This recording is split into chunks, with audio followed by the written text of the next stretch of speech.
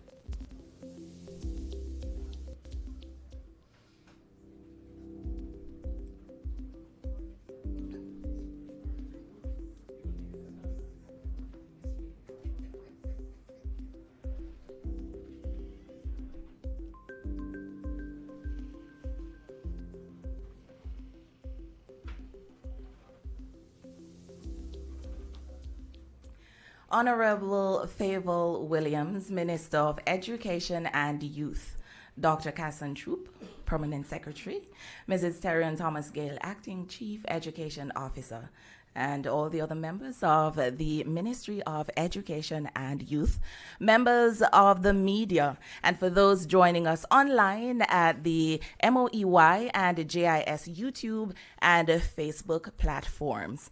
I'm Ruth Ann Carr. Good morning and welcome. This is the Ministry of Education and Youth's press conference on Hurricane Beryl disaster recovery plan for the education sector. Today, we'll have presentations by Mrs. Latoya Harris-Garty, Executive Director, National Education Trust, NET, who will present on how to route your donations. Check NET first, always. And from our Minister, Mrs. Favour Williams, who will update the nation on the strategic plans to ensure a smooth reopening of our schools for the new school year.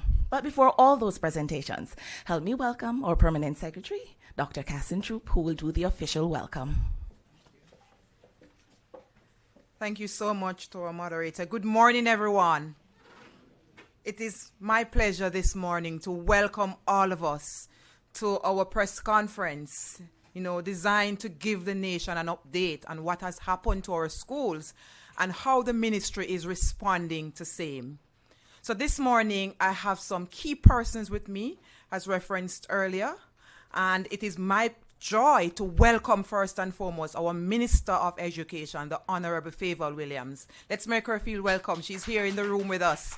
And we'll first give an update to the nation in summary, and then, of course, our own Latoya Garte will come with some specificities as part of the updating as we plan today. Let me also welcome our Chief Education Officer Acting, Mrs. Thomas Gale, always with us, Head of the Division of School Services, a massive part of the work.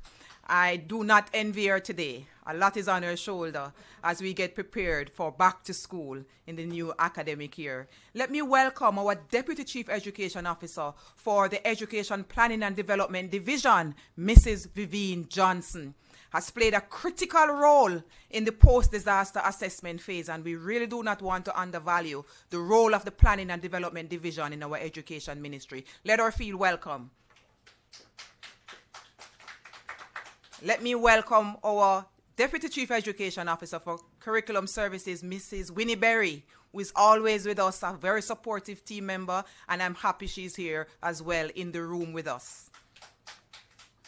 We have Mrs. Latoya Harris-Garty, who is the Executive Director from NET, and she's crucial to the conversation today as they are my technical team in the field, and she's supported by Keisha Johnson, who is the Director of Donor and Sponsorship Portfolio at the National Education Trust. And of course, special welcome to Mr. Kerry Brown, who is the Director of our Technical Services Unit, who is solely responsible for the schools and the maintenance and the critical repair. And so he's also in the firing line. But I'm proud to say the technical team, they have been out into the field and they have been doing the work This is why we could come today to have an update provided to you based on the work that has been done by the technical team. Please let them feel welcome in the room. Let me also welcome the other members of the executive management team. Some persons are online, but in this room we have our regional director for Region 1, Mr. Otis Brown. He's next door, so it's always easy for Region 1's director to come over and represent the core. And of course, we have the regional director for Region 6 in the room, Mrs. Fiona Morris-Webb. They are new to the table in this role, but of course, they are hitting the ground running. Chief among our participants in the room this morning as well is our Acting Chief Education Transformation Officer, Mrs. Sophia Forbes-All. We are happy that she's on board because the transformation pillar, infrastructure, and technology is a key pillar, and so she is also a part of the voice to carry the message about the transformation program. We have other key members in the room, and I cannot fly without them. Of course, we have our Executive Director for National Council and Education. We know the importance of governance in our schools, and of course, Ms. MoEY is here with us. Please feel welcome, Ms. MoEY. So, colleagues, all the other members of the technical team from NET and from the communications team, they're all here in this room, and we are grateful. So again, it is my joy to welcome all of us. And before I go, let me welcome the media. We could not do this without you. You are giving us legs into the different areas of this country, and we are grateful. So this morning, we are going to give the nation an update as to the impact of the hurricane on our schools and the plans that we have put in place for the recovery process. I will now hand over to my minister, the Honorable Favour Williams, who will provide us with the summary update.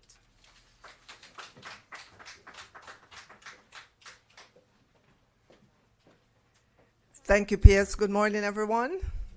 Or let me add my special acknowledgement of our Permanent Secretary, our Chief Education Officer, of course, our Executive Director, the National Education Trust, the entire team of the Ministry of Education and Youth here at Central, plus all those in the field, whether you're online or you're physically here this morning. Let me acknowledge all our boards, our principals, our educators, our practitioners, our school staff, family, students, and all our young people across the island, members of the media, good morning.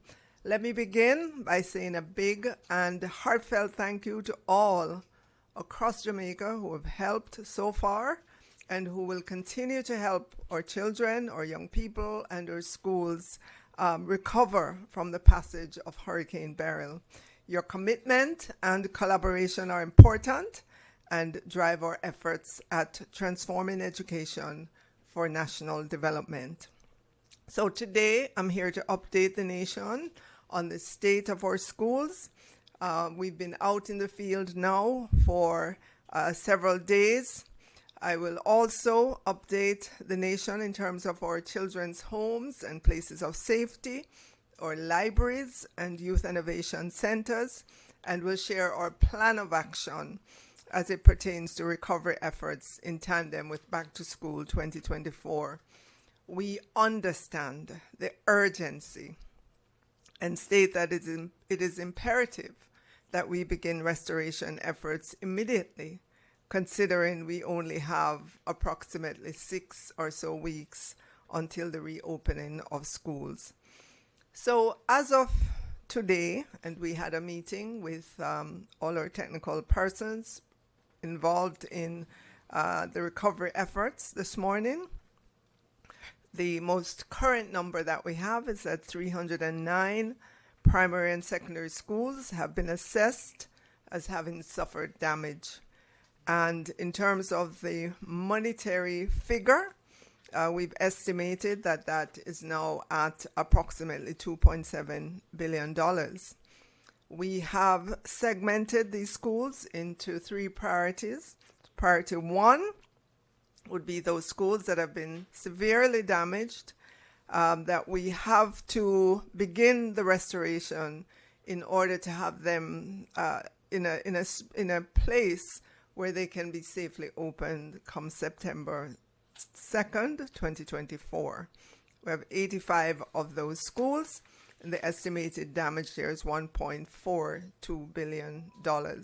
Just as an example of some of these schools, the priority schools in areas like Region 5 from parishes such as St. Elizabeth. Some of the names are Bull Savannah Primary, Sandy Bank Primary, Pedro Plains Primary and Infant, Monroe College, Hampton School for Girls, among many others out in Region 5. For priority schools that are in the priority category number 2, those are schools that have suffered damage, but they can operate while work is underway. We have 110 of those schools moderately damaged and will require significant repairs. But let me share that despite their scope of work, these schools will be able to operate while repairs are being undertaken. And then in the category 3, these schools that have suffered minor damage, they can operate as well while the work is being done. There are 114 of those in that category. Minimal damage, that would include things like fallen trees on fences, on guttering, on roofs. So to date, the technical team from the ministry has identified contractors for schools, those in the Priority 1 category, those that are severely damaged. Let me say that the technical team continues to be in the field. They're there currently, continuing to carry out their assessment, to finalize the procurement documents, to assign registered contracts, to carry out the repair and reconstruction. We will be using the single source procurement methodology under emergency conditions in keeping with Public Procurement Act and policies. Additionally, and the PS can speak to this as well, all regions will be dispersed some emergency funds. I know that process has started already, and if not already received, very close to being received. And this is for cleaning up exercises and other critical activities. Let me turn now to our Child Protection and Family Services agencies, which is, they would have done the assessment of our places of safety. And I want to update that while damage was relatively minor across the different facilities, there was major damage to the Manning's Child Care Facility in St. Elizabeth. We note that damage was done to the roofs of the facility's kitchen, main dining room, a dormitory, and farming equipment storeroom. But of greatest importance, and what I'm most happy to share, is that our children in state care were safe during the hurricane and are safe since its passage. If we look across our public libraries, we have 110. We do note that there's some damage there. So, for example, there's been damage to the roofing at the Greater Portmore branch, which has resulted in its closure to the public until further notice. Water damage as a result of leakage to libraries. We also assessed our youth innovation centers, and we note very minor damage across them. There were some downed utility wires in St. Elizabeth, fallen trees in Clarendon. We're also happy to report that youth engagement continues in these spaces. The National Education Trust, as you heard, is the agency under the Ministry of Education and Youth with responsibility for donations, receiving donations, ensuring proper accounting of those, and the CEO will come to you shortly to explain that process as well. Many persons and entities have been inquiring, and we'd love to let them know how to do it. And so Ms. Garte will be here momentarily to do that. We also did touch bases with our independent schools just to find out how they are doing. We did this by way of a survey. We received responses from 33 schools. 42% of them indicated some type of damage as well. We know that while most schools are on holidays and while many have lost utilities, we encourage all our parents to remain in touch with our principals in our schools and to so that they can be kept abreast. I know many of our schools have WhatsApp, and they utilize that to send information out to parents. If we move now to the plan of action, as I mentioned earlier on, internally in the ministry, we have the Technical Services Unit and our agency NET. They're the two main entities responsible for utilizing the emergency procurement process, contracting with contractors, engaging contractors. I know that they're busy with that process, finalizing the paperwork, because at the end of all of this, despite this being a disaster and emergency situation, we still have to observe all the rules of proper governance of this process.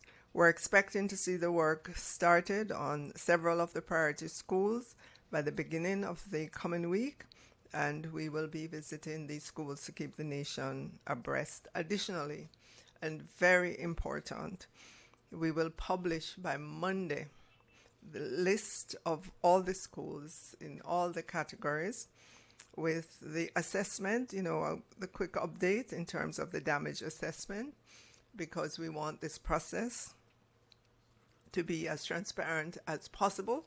We talk about the number of schools that are damaged, but we want Jamaicans to know which schools, which ones they are, and how we've categorized them, so that the communication is clear.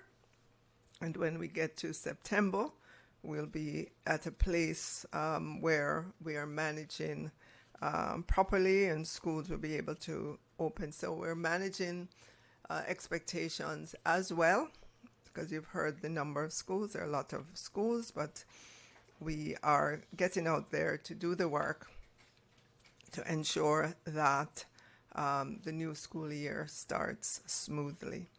So thank you, ladies and gentlemen. I'll hand it back over to our permanent secretary.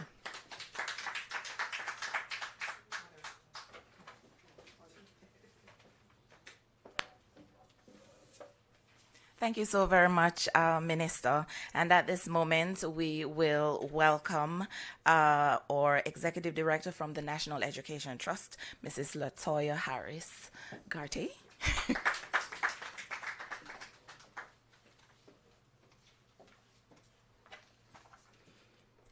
Morning, everybody. All protocols having been established, I'll just get straight into the meat of the matter.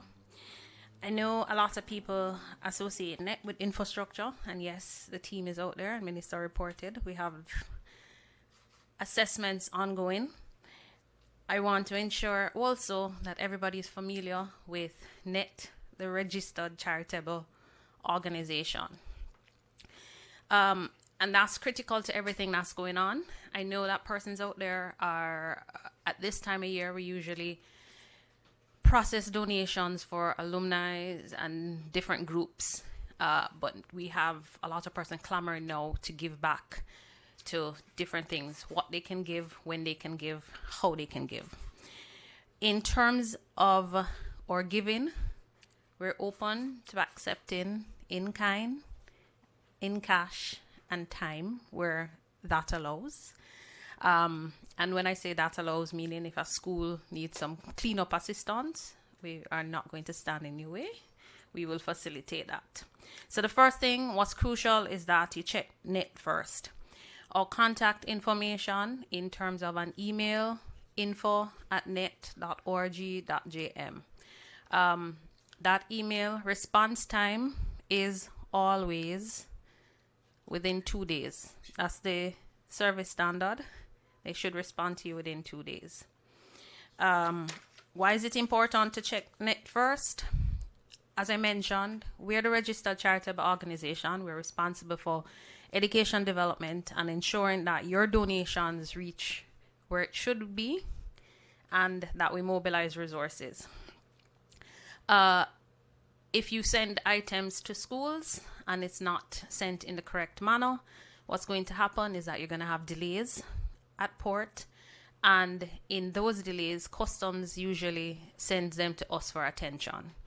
When they come through this manner, there are fixes with cost associated with those fixes that will have to occur before they can leave the wharf. And you're incurring cost to change consignment and also storage. So we want to ensure that from day one, before you ship the items, you email NET, info@net.org.jm. They'll send you step-by-step of the guidelines, and there's an Excel sheet, which we call a donation form, that we ask you to complete. Excel sheet is critical to the process. It details whether or not the items are brand new or donated to you for further donation to schools. An estimate of the value needs to be assigned. We get a lot of questions from persons indicating, but it was donated, I don't know the value. If you're sending it to Jamaica, it must have a value. If it doesn't have a value, we don't want it. It simply means everything has a value and it must have a useful life. So once you have useful life, you have a value. So you assign a value. You look, you estimate. What's the year of this computer, for example? What brand is it? What's the going market rate? You do a reduction on that based upon the year, the specs, and you give an estimate. And you include all of this detail in that Excel sheet that you send to us in Excel format. It's critical to be in Excel because we have to calculate and ensure the values. Why is this important? It's because that is what is used by customs to calculate duties and everything. Yes, what is waived at customs is 50% of the customs administrative fee. And I should say what is waived is government taxes. So there's still costs that your shipper or your agent may charge for the donation. Government can waive private partners' fees, but we waive 50% of the customs administrative fee, all duties. The only thing that's not waived is the environmental levy. So you pay environmental levy and 50% customs administrative fee. So I think I've gone into the donation process a little. Jump ahead. I'll also invite you to visit our website at net.org.jm.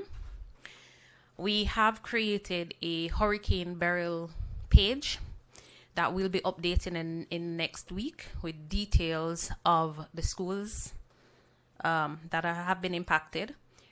We've also sent into the system for the additional resources that they need.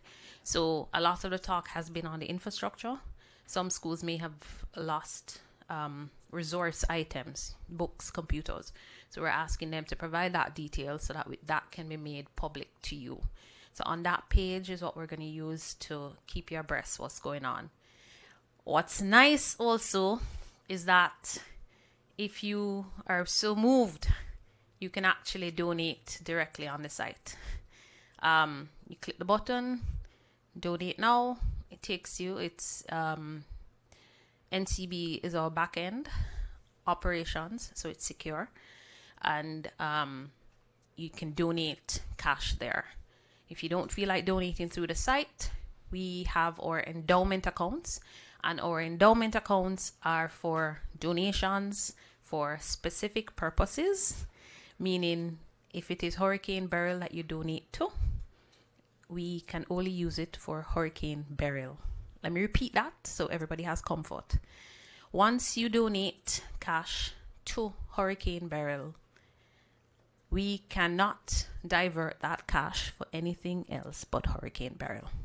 We are a registered charitable organization that's guided by the Charities Act.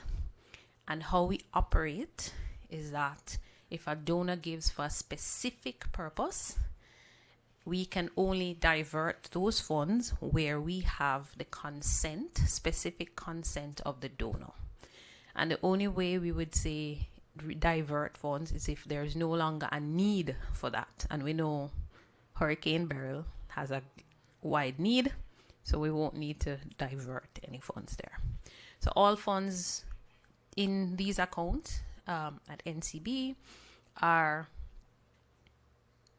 specific, so you can feel free to give.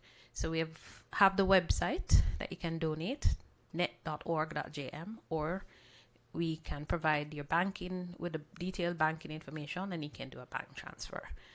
If you send an email to info@net.org.jm indicating your interest to donate, then we can always guide you in which method and ensure that your donation reaches its target. I went through the in-kind, and I just wanted like a preliminary list of what we've gotten. It's books, reading books, stationery, notepads, erasers, there are cupboards, filing cabinets, teachers' chairs, teachers' desks, classroom supplies, whiteboards, markers. These are some of the things that are coming to us. Sleeping mats for the ECIs, computers, tablets. We're always looking for computers and tablets because there are students, especially going into high school, that are in need. So we maintain that right through, even outside of Hurricane Beryl, so everybody knows. So these are just some of the preliminary listings that we've gotten so far from the system. So what's important is that you ensure that the guidelines and the requirements are met for bringing in-kind donations. Your computers, for example, they must meet the minimum specification as given by the Ministry of Education. Once you send that email indicating that you want to donate devices, the team will send you those specs. You complete that to say whether or not it meets. If it doesn't meet the specs, I'm sorry to say I cannot accept it, because I have to be guided by the ministry's technical support. What's important also is that before you ship anything, you send us that detailed listing, because some of the items you may want to send, if you're sending paint, for example, for recovery, that paint requires a permit that we have to get prior to the shipment going off. If you breach that, that's a fine. So it's important from day one that you let us know what's coming. I know you might be sending paint. There's some construction material that you might want to send also. You have to give us adequate notice so that we can check with the different authorities to see if we need permits for them. Customs regulations is very intricate. As I said, if it is that you have not followed the process and you're given to an educational facility and then you go to customs expecting a waiver, customs is going to send it to us. Once customs sends it to us, there are costs associated that we would like to mitigate. So step 1, you make contact with NET, info@net.org.jm. Step 2, you complete the donation form. You provide all details, requirements as there. Your gift letter so we know what school you're giving to, and we can make contact with the school to see if they're fine with items that may not be. So you might want to send a school a refrigerator, for example. The school might say, "Hey, I don't have nowhere to put this refrigerator." So we have to, be in dialogue with our stakeholder to ensure that what you're sending can be accepted by the schools.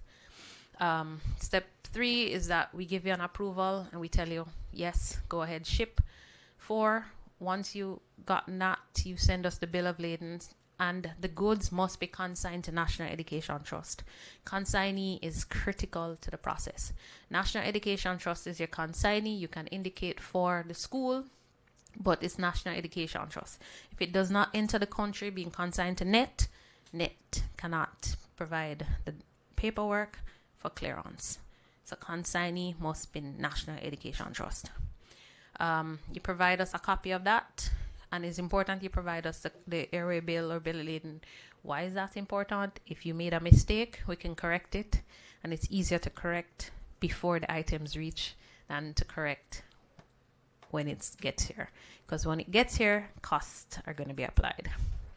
So that's why we ask you to keep us in the loop every step of the way. Then we prepare a letter pretty much authorizing a donor rep, you, the school, to clear, and you go to customs. I know customs has simplified things a bit, and we're working with them to see how the simplified process where you don't even have to go there can work. But pretty much anything above 5,000 US, we need a customs broker. The team has a preferred partner registry, we call it. The preferred partner registry really has a list of shipping companies, customs brokers and handlers, persons who has done work in the past or has indicated an interest in being in such a registry, that we know when we refer persons to them, the process will be smooth. So they've been verified.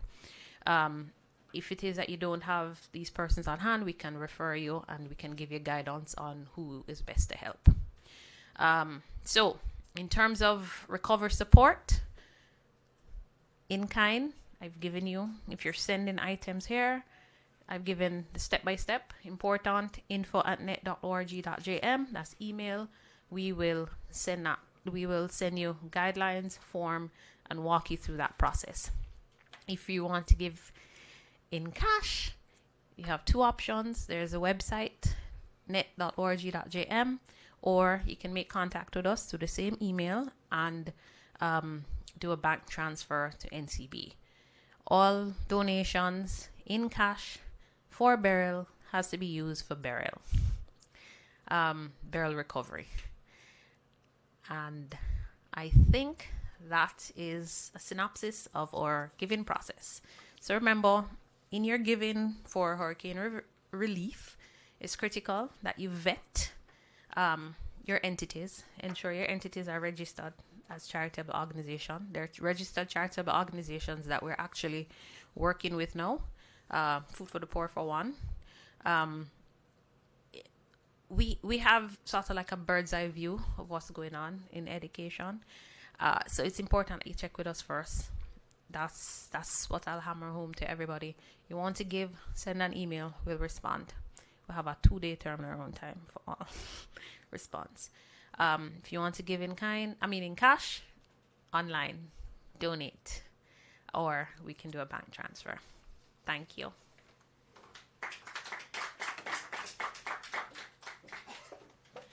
Thank you so very much. And I know that the media is here burning with questions, so we'll open the floor now for question and answers. We'll have the microphones passed around. Don't all ask at the same time.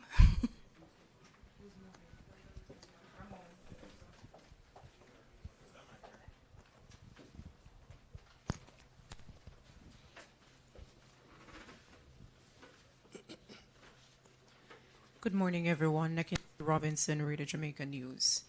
The president of the NPTAG, Stuart Jacob, had suggested that the schools that are being reconstructed or rebuilt, that they are storm-proofed, and the existing or the institutions that were not as damaged during Hurricane Beryl also be storm-proofed. Is this being considered throughout the rebuilding process? If not, is it being considered for future rebuilding efforts, given that it is anticipated to be an extremely active hurricane season? Right. So within our normal building process and assessment, that is something that's embedded in it. Because as you know, many of our schools were built decades ago. And so whenever we do any work on schools, it's with this in mind that we have to build better, stronger. And so that will be also evident. during the rehabilitation of schools. For example, if a school has a zinc roof that has been totally damaged, I know that our technical people will assess it for a slab roof. Obviously, they'll need to see if they have to have reinforcement for the buildings and so on, but they have that in mind. It's part of the process as they go out and rehabilitate schools. Good afternoon, Minister.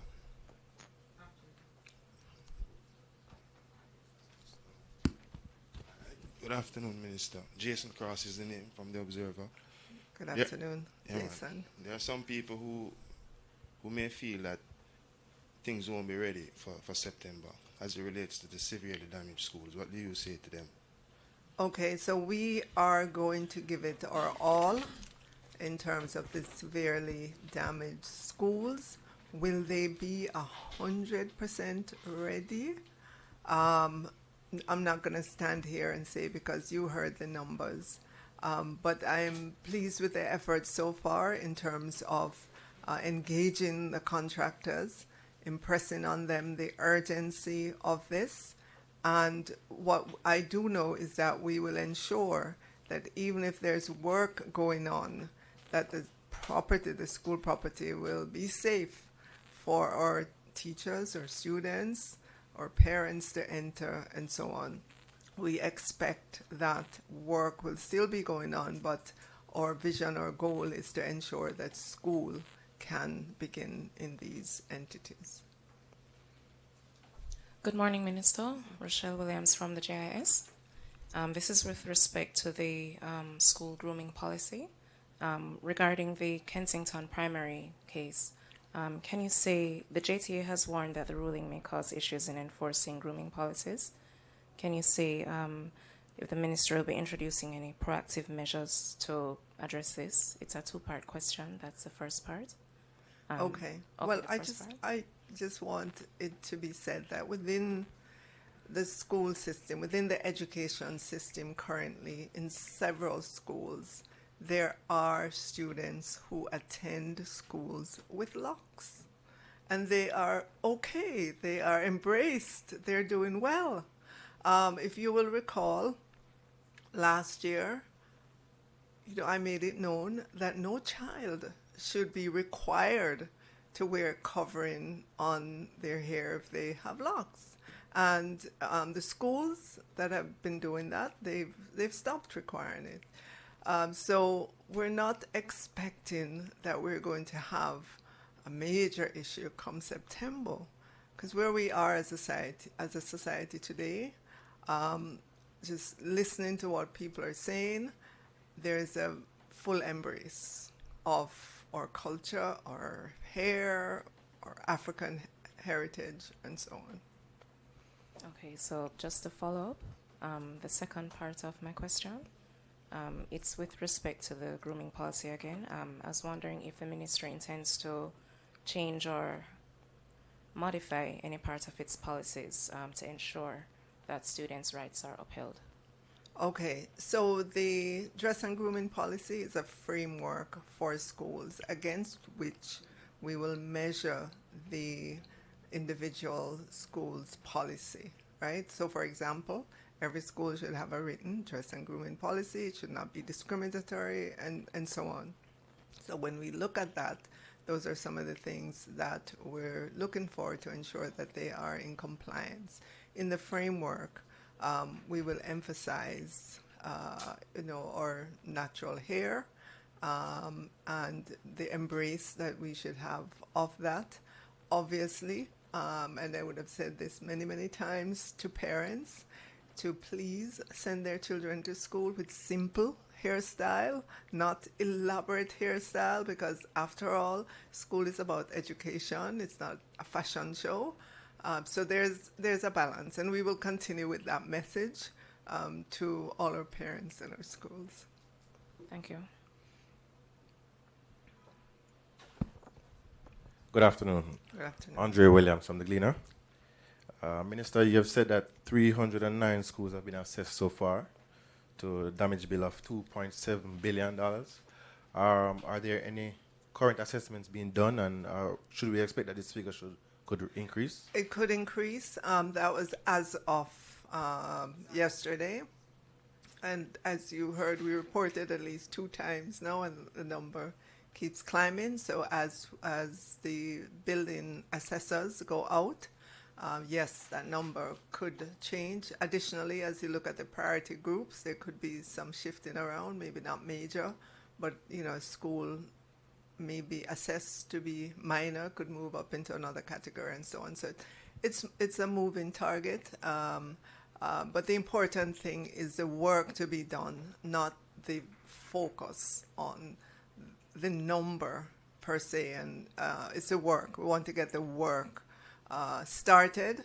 We want to see completion, because that's the only assurance that we will have that come September, schools will be ready. Mm-hmm.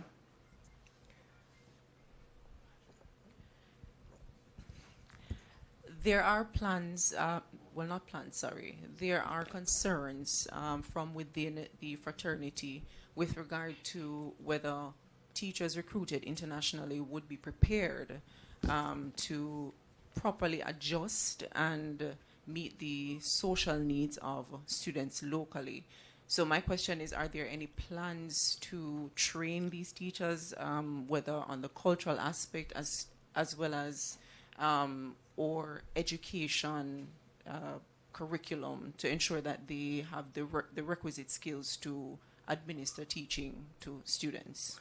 All right, so let me say, just as a backdrop, in the education sector for many, many decades, probably centuries, we have had teachers in the system from all over the world. I mean, I can remember my own high school days. My chemistry teacher was from Australia.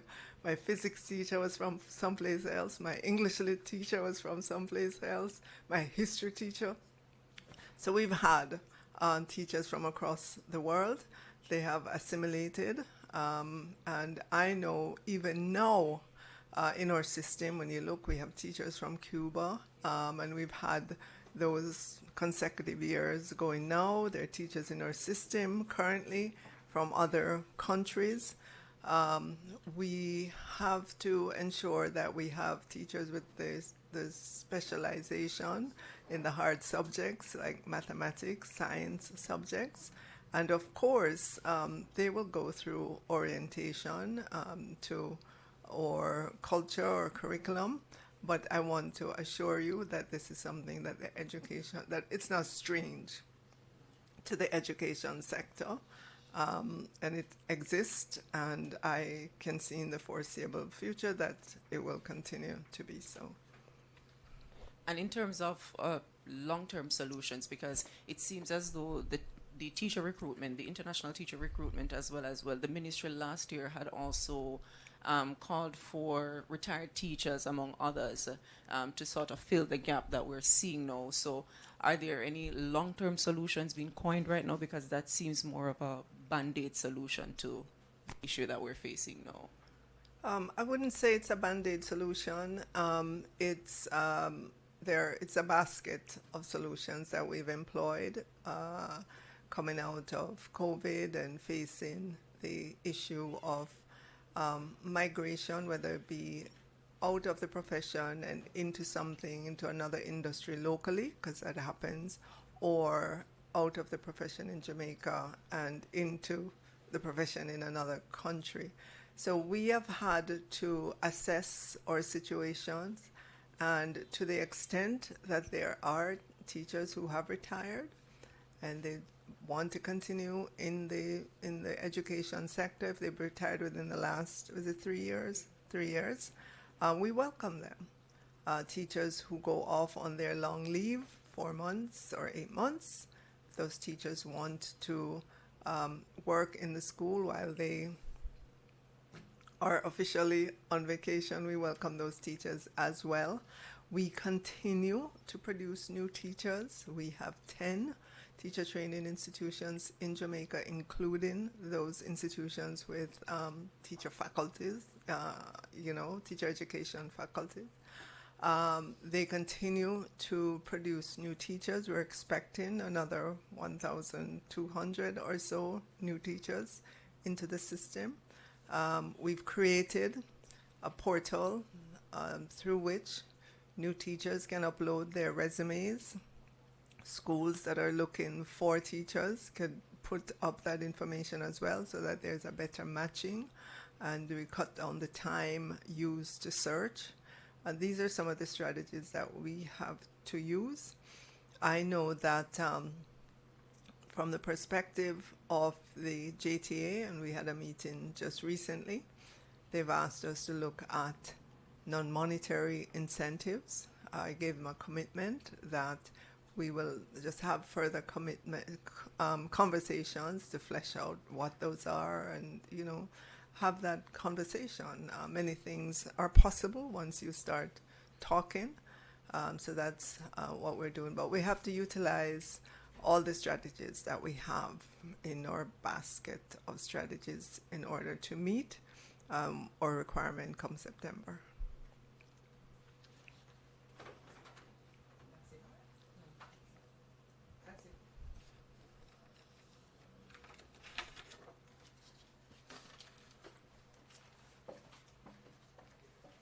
Thank you very much, Minister. Thanks for the questions. We appreciate them, and you got your update just now, and we're happy for that.